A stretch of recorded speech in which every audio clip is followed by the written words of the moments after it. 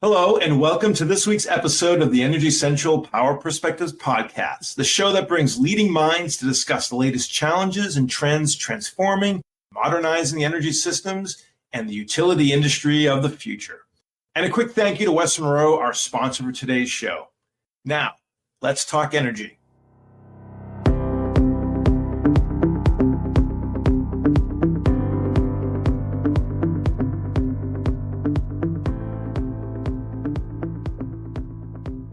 I'm your host, Jason Price, and director with West Monroe, coming to you from New York City. With me, as always, from Orlando, Florida, is Energy Central producer and community manager, Matt Chester. Matt, today is one of our favorite types of episodes where we get to welcome back one of our previous guests. Are you ready for round two? You're absolutely right, Jason, and I'm definitely ready. This is a guest. He always spurs conversation in the Energy Central community, whether it's on the podcast or through his frequent posts to the community. So I'm sure today will be no different. For longtime listeners to the podcast, members of Energy Central, or really anyone who's paying attention to the key thought leadership in the energy space will recognize the name Doug Houseman.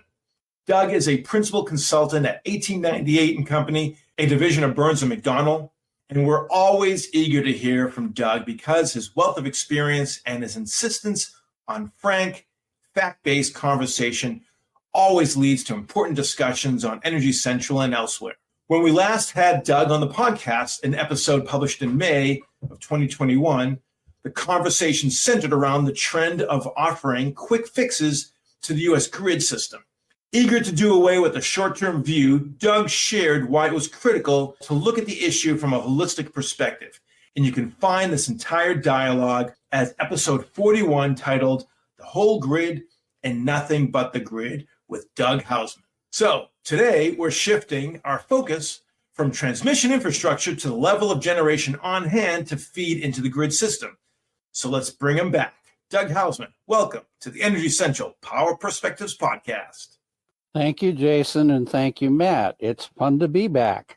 And it's fun to have you with us. So let's dig in. Doug, we're here to discuss the concept of spare margin.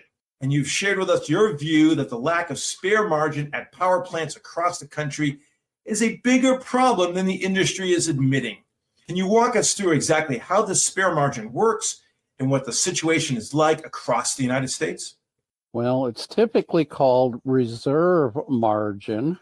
And when I was growing up back in the 60s and 70s, we were always looking for about 15% reserve margin on a peak day. And the idea is at peak, when you turn on enough generation to be able to support that peak, you got 15% generation in your back pocket, some of it spinning, some of it on a ready status to start up and go spinning, and some of it in reserve that's not spinning and not ready to come online, but is available. And that means if you have a power plant go down for any reason, there's another one that could be brought up to fill in that particular space. Now, in the 60s and the 70s, we were talking about schedulable generation, and it could be run at any time it was needed. Today, when we talk about capacity and reserve margin, much of what gets counted in that is intermittent or variable generation like wind and solar. And you can look at that generation and say to yourself, okay, we've got plenty of capacity. But if it's 30% solar and it's 3 o'clock in the morning when you hit your peak, you're not going to drive a whole lot of actual power generation out of that solar.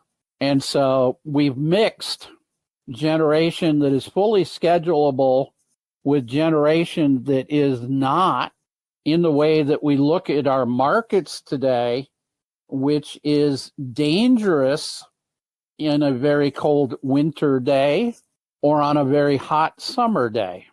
Good. I'm glad you're leading to the weatherization issues because obviously we're talking about reliability, and the obvious example that comes to mind for everyone is Winter Storm Uri in Texas in the winter of 2021. So explain to our audience what exactly happened here, and could extra margin alone have prevented that situation? So if it was a variable generation, the solar type probably wouldn't have helped at all at night, but it might have helped during the daytime if the solar panels hadn't been iced over. The wind generation was expected to produce a certain amount, but because of the ice coating many of the wind turbines got, they weren't able to produce that. Texas wind turbines are not set up like Midwestern or North Dakota turbines or things of that sort, where they have de-icing capability and an ability to keep the various fluids in the turbine liquid and things of that sort, because that kind of cold weather doesn't happen in Texas. Now, to be fair, there wasn't any weatherization on many of the gas plants in Texas, and there was too much demand for natural gas between those people who wanted it for heating and those people who wanted it for electricity to be able to provide for all the electricity that they would have liked to have been able to produce. There are 3 levels of contracts that have to be followed by the gas pipeline operator. So the first is the top level, which is what's called the city gate. That goes to residential customers, commercial customers, and some industrial customers for heating primarily, cooking, things of that sort. And obviously, you would give that first priority. The second priority is what's known as a firm contract, been paid to be delivered gas regardless of what else is going on. Firm contracts tend to be more expensive. And then there's what's called non-firm. So on most days, there's plenty of room in the pipeline to deliver that gas. So I'll buy a non-firm contract and roll the dice that there'll be enough for today. And of course, in Texas, during Uri or the polar vortex or whatever you want to call it, the non-firm contracts were not delivered on until the Texas Railroad Commission, which actually controls the pipelines in Texas, changed the priority among non-firm contracts to get gas delivered to those gas-fired power plants. Now, at the other end of the pipeline, many of the fields, the wells froze or valves froze or other things froze. And so we saw about a 40% drop in natural gas going into the pipelines over that 5-day period. And so reserve margin, no reserve margin, there were a whole bunch of mistakes that were made by various people, many of them very small, but part of it based on the market design of ERCOT, which was you only get paid if you have the cheapest power. There's no money for reliability. There's no money for overbuilding. There's no money for capacity. There's no money for anything other than if you're the cheap provider, we will pay you. The Texas market was deliberately designed in that fashion to drive the lowest possible power cost. And it still is driven that way a year later. They have not redesigned the market to allow for more reliability or people to pay more attention to reliability or reserve margin. They have instead passed some regulations and some laws requiring people to do that regardless. Okay, let's talk about this reserve margin a bit further. It sounds like this needs to be addressed, monitored, and just basically have some kind of oversight, because weather impacts and other sorts of events will simply happen, and these unintended consequences will happen, and you can't simply plan for them. So who's in charge of monitoring concepts like reserve margin? Is this something that should fall with the ISO? Should it fall with FERC? Can you talk about like who from your perspective should be the czar, if you will, addressing reserve margin? So NERC, when it was originally created, was the holder of all things reserve margin and reliability in the grid. And remember, NERC goes back to roughly when the New York blackout happened in the 1960s. And so it was put together to focus on reliability, making sure the transmission system was kept right, paying attention to that newfangled notion of cybersecurity, making sure that there was enough reserve margin and other things of that sort. Now, as we brought renewables in, people wanted renewables counted in that reserve margin in the total capacity in the market. And so it evolved over time that they were counted. I'm not sure that that was a good decision at the time it was made. And I'm pretty much not sure it's a good decision now. Now, if you add batteries or storage of some form to a variable power plant and firm some percentage of the capacity, then I'm perfectly happy to count that capacity into the overall market. But the question is it okay to just firm it for 4 hours? Or do we firm it for 8 or 24 or 48 or a typical polar event, which is 128 hours? Or what do we firm it for in order to count it in the reserve margin? And that's something that nobody in power has been willing to kind of set a stake in the ground and say, this is where it should be. And I don't even hear it in conversations among engineers as to what the right kind of an answer would be for that kind of a question. Right. That leads to my next question, which is really around, it's not just a technology issue, but the diagnosis that you made, the prescription calls for something beyond just technology. So, we're looking at stakeholders needing to really think about this on a more holistic standpoint, and it may require some governmental stepping in or some policy around this. So tell us at this point, where do we go from here? Battery storage is a technology solution, but what is the bigger picture? What pieces need to come aligned to make this work or solve this issue?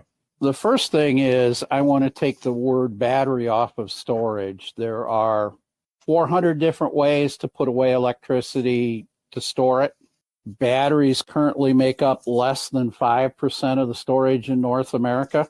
I hope it never gets above 6 or 7% because it's an incredibly expensive way to store energy. There are much lower cost, much better choices, but we need to sit down and think about the whole picture. Do we allow some level of throttling for customers by the utility? With the AMI smart meters, whatever you want to call them, that we have deployed, most of them have something called a disconnect or latching relay in them. The firmware actually exists in most of those meters to set an upper limit for the amount of power that you're taking through the meter, and it can be set with a lower threshold in a situation like Uri. So I could go in and say, yes, you have a 200 amp panel, but you can have at most 50 amps of power during the storm. If we had done some form of throttling during Uri with the meters that are capable of doing it, we probably could have cut the number of rolling blackouts by 3/4. I don't have detailed models from Texas, so all I can say is probably. But demand side management of some form needs to be part of the equation. Storage of some form needs to be part of the equation.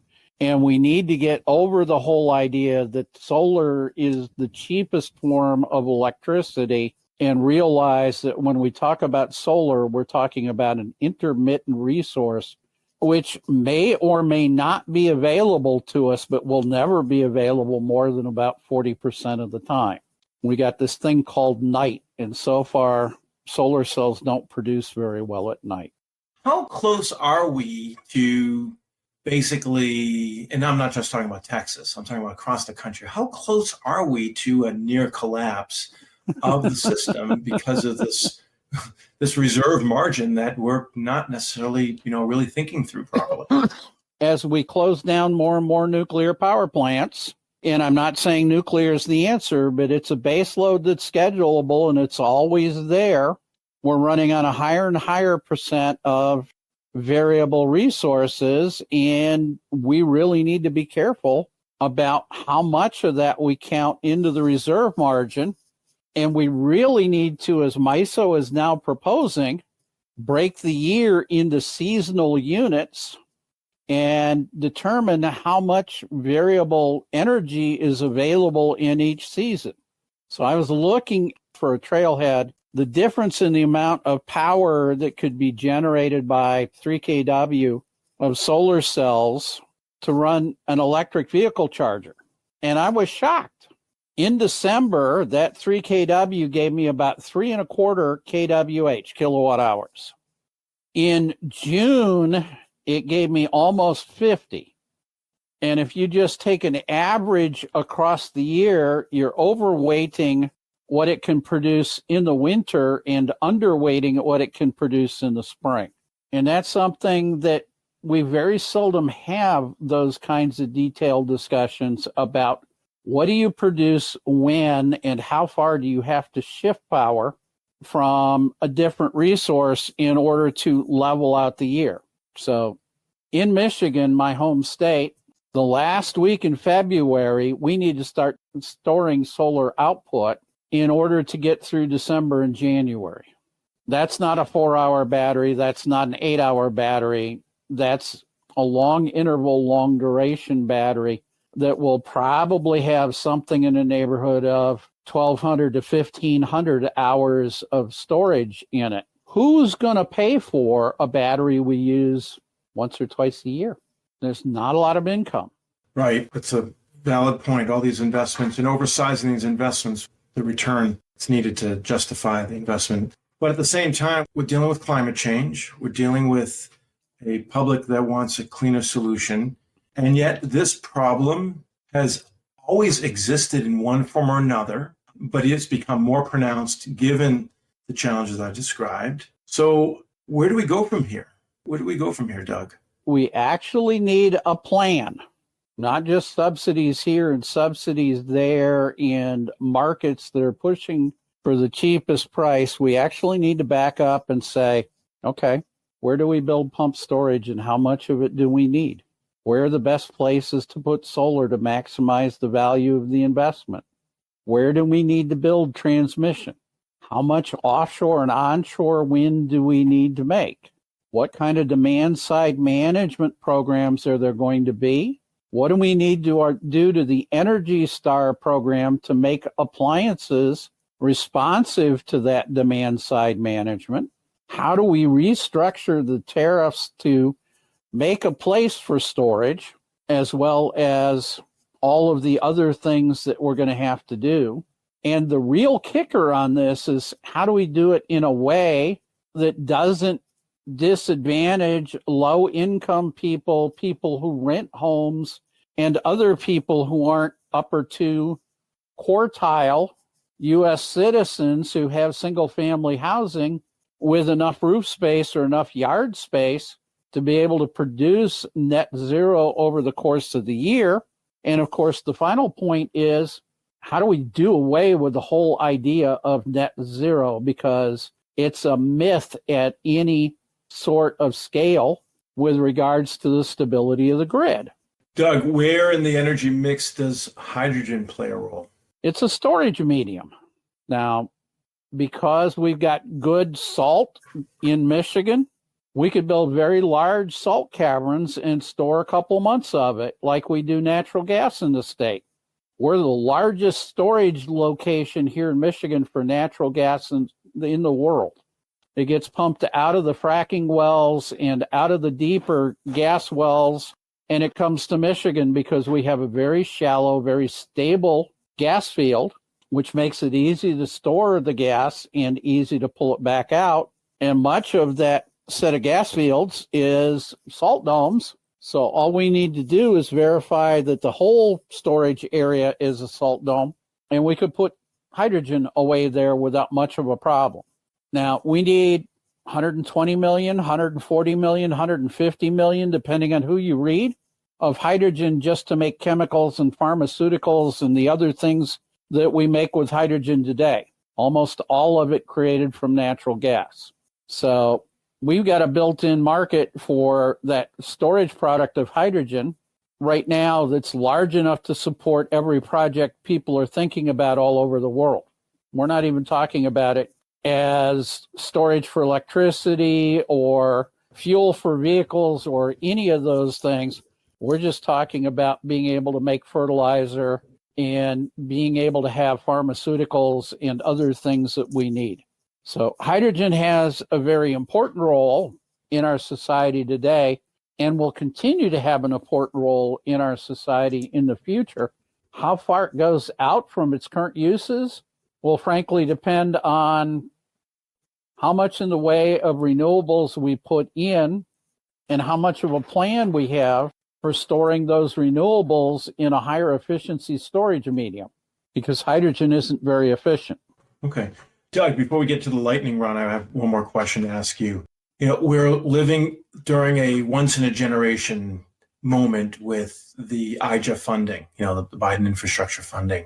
All that we've talked about, reserve margin, the challenges of the regions face with weatherization and all that. Are we living in a moment where there is a solution at hand from a funding standpoint, or where do you? I hear you laughing, but where do we stand on that? Give us your opinion. The IJA funding is a nice drop from an eyedropper into a swimming pool. It is not sufficient. If we were to take all of the transmission funding and utility-facing funding and put it into one transmission line, we would not have enough money to go from North Dakota to Pittsburgh. And we need a lot more transmission infrastructure than that. Almost all of the IJA funding creates more demand. It does not create more generation, more storage, or more transmission. Right now, we're looking at per million customers in the United States, just on the distribution level, about $40 billion required to rehab the electric infrastructure, transmission, and distribution. IJA offers right around $30 billion. We got 130 million customers. So IJA doesn't offer enough money to do 1 million, let alone 130 million. Now, you want more chargers? There's great IJA money there. You want to provide more money for electric vehicles? Yep. But it's almost all funding on the demand side for electricity, not funding on the supply side or on the move portion of the industry. Yeah, well stated. All right. Well, now we're at the lightning round. So this is the part of the conversation where we get to learn a bit more about you. So, Doug, are you ready? Yep. What book, movie, or show do you find yourself returning to time and again, no matter how many times it's been? 1632 by Eric Flint. What's your preferred way to recharge your batteries after a long day? 8 hours of real sleep. What would your career path have been if you didn't get into the utility industry? If I hadn't destroyed my knee, I probably would have retired as a lieutenant commander or commander from the U.S. Navy after 25 years.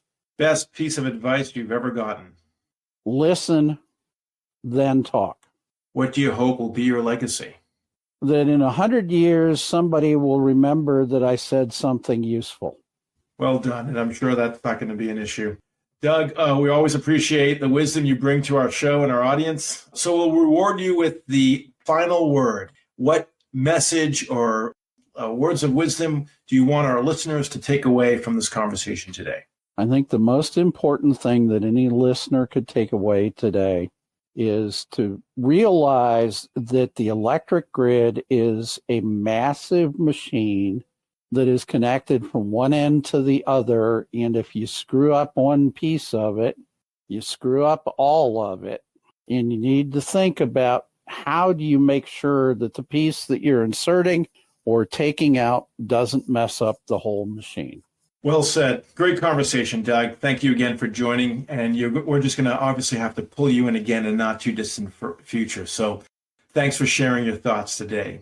You can always reach Doug with the Energy Central community, where he welcomes your questions and comments. We also want to give a shout out of thanks to the podcast sponsors that made today's episode possible. So thank you to West Monroe. West Monroe works with the nation's largest electric, gas, and water utilities in their telecommunication, grid modernization, and digital and workforce transformations. West Monroe brings a multidisciplinary team that blends utility operations, technology expertise to address modernizing aging infrastructure, advisory on transportation electrification, ADMS deployments, data and analytics, and cybersecurity. Once again, I'm your host, Jason Price. Plug in and stay fully charged in the discussion by hopping into the community at energycentral.com, and we'll see you next time at the Energy Central Power Perspectives Podcast.